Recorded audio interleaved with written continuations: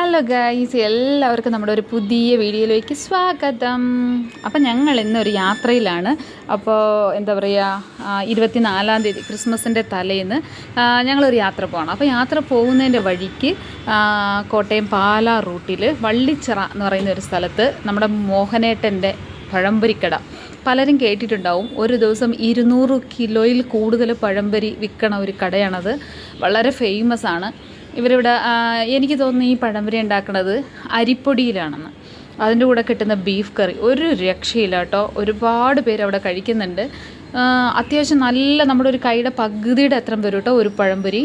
അത് ഒരു പഴം എടുത്തിട്ട് അവർ രണ്ടായിട്ട് മുറിച്ചിട്ടാണ് പഴംപൊരി ഉണ്ടാക്കുന്നത്. അപ്പോൾ ഇങ്ങനെയാണ് അവരുണ്ടാക്കുന്നത്. വെളിച്ചെണ്ണയിൽ നല്ല അരിമാവിൽ മുക്കിക്കോരി എടുത്തിട്ടാണ് ഈ പഴംപൊരി ഉണ്ടാക്കുന്നത്. നല്ല ടേസ്റ്റുമാണ്.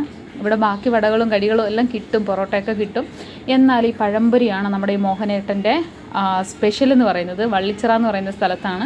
ചെറിയൊരു ഓടിട്ട ഒരു കെട്ടിടമാണ്, പക്ഷേ വളരെ ഫേമസുമാണ്. 200 കിലോയിൽ കൂടുതൽ ഒരു ദിവസം പഴംപൊരി ഉണ്ടാക്കാമെന്ന് വെച്ചാലൊന്ന് ആലോചിച്ച് നോക്കി. ഒരു പഴംപൊരി കഴിച്ചാൽ തന്നെ നമ്മുടെ വയർ അങ്ങോട്ട് നിറയൂട്ടെ. എനിക്ക് വെച്ചാൽ അത്ര നല്ല വലിയ വിലം പഴംപൊരിയാണ്. അതായത് കണ്ടില്ലേ, പഴംപൊരിക്കകത്ത് ബീഫ് കറി അങ്ങോട്ട് മുക്കി അടിച്ച് കയറ്റണത് നല്ല ടേസ്റ്റായിരുന്നു കേട്ടോ. ഒരു ഗ്ലാസ് ചായയും ഒരു പഴംപൊരിയും കഴിച്ചാൽ തന്നെ നമ്മുടെ വയർ അങ്ങോട്ട് നിറയും. ഇത് സാന്ദ്രക്കുട്ടി ഇവിടെ ഇരുന്ന് കഴിക്കുന്നു. അപ്പോൾ ഇതാണ് നമ്മുടെ സ്പോട്ട്. നിങ്ങൾ അതിലെ കൂടി പാല വഴി പോവുകയാണെന്നുണ്ടെങ്കിൽ വള്ളിച്ചിറ എന്നുള്ള സ്ഥലത്ത് ഈ ഒരു കട മറക്കല്ല. ഇതാണ് അതിൻ്റെ ഒരു ഫ്രണ്ട്. നമ്മുടെ നിൽക്കുന്നതാണ് മോഹൻ ചേട്ടൻ കേട്ടോ. പിന്നെ ഞങ്ങൾ അവിടെ നിന്ന് യാത്രയായി ഞങ്ങളിങ്ങനെ മുന്നോട്ട് പോയിക്കൊണ്ടിരിക്കുകയാണ്. അപ്പോൾ ഒരുപാട് നാളേക്ക് ശേഷമാണ് യാത്ര പോകുന്നത്. 1 വർഷത്തിന് ശേഷമാണ് ഞാൻ ഈ വഴിയിൽ കൂടെ ഇങ്ങനെ യാത്ര ചെയ്യുന്നത്. കൃത്യം 1 വർഷമായി. അപ്പോൾ ഞങ്ങളിങ്ങനെ പോകുന്ന വഴിക്ക് നമ്മുടെ അൽഫോൺസാമ്മയുടെ ഖബറിടം കാണാൻ വേണ്ടിയിട്ട് ഒരുപാട് നാളെ പണ്ട് ഞങ്ങൾ സ്കൂളിൽ പഠിക്കുമ്പോൾ മലമ്പുഴ ഡാമൊക്കെ കാണാൻ വേണ്ടിയിട്ട് 7ാം ക്ലാസ്സിലാണ് ഞങ്ങൾ ഇതുവഴി ടൂർ വന്ന് ഈ ഒരു പള്ളിയിൽ കയറിയേക്കണത്. അപ്പോൾ ഞങ്ങൾക്ക് തോന്നി എന്നാൽ അവിടെയും കൂടെ ഒന്ന് വിസിറ്റ് ചെയ്ത് കുഞ്ഞുങ്ങളെയൊക്കെ കാണിച്ചിട്ട് പോകാം. അപ്പം ഞങ്ങൾ നേരെ പള്ളിയിലോട്ട് പോയിട്ടോ. ഒരുപാട് നാളായി ഇതുവഴി വന്നിട്ട് തന്നെ. അതുകൊണ്ട് ഞാൻ പിള്ളേർക്കും കൂടെ ഇങ്ങനെ എല്ലാ ചരിത്രമെല്ലാം ഇങ്ങനെ പറഞ്ഞ് മേളി കൊണ്ടുപോയി അതെല്ലാം കാണിച്ചു കേട്ടോ. അപ്പോൾ നമ്മൾ പിള്ളേരുമായിട്ട് എവിടെയെങ്കിലും പോകുന്നത് എനിക്ക് ഭയങ്കര ഹാപ്പിയാണ്.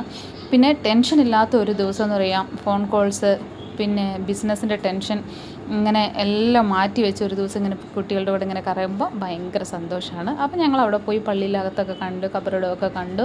പിന്നെ അപ്പം തന്നെ ഏകദേശം ഒന്ന് മങ്ങാറായി, ഇരുട്ടാകാറായി, ഒരു 5:30-5:45 ആയി.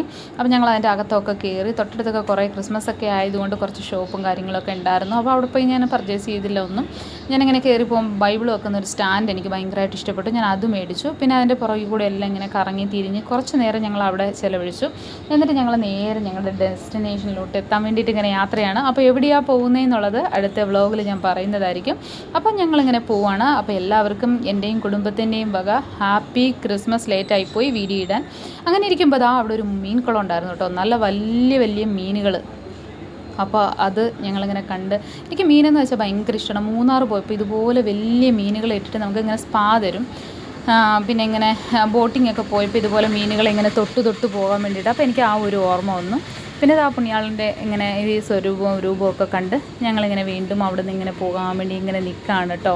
അപ്പോൾ നല്ല ഇങ്ങനെ താഴെ ഇറങ്ങി വന്നപ്പോൾ കുറേ കാക്കകൾ ഇങ്ങനെ എന്താ പറയുക, ഈ കൂട് അണയാൻ നേരം എന്ന് പറയത്തില്ല, അതുപോലെ പറന്നിങ്ങനെ പോകണം.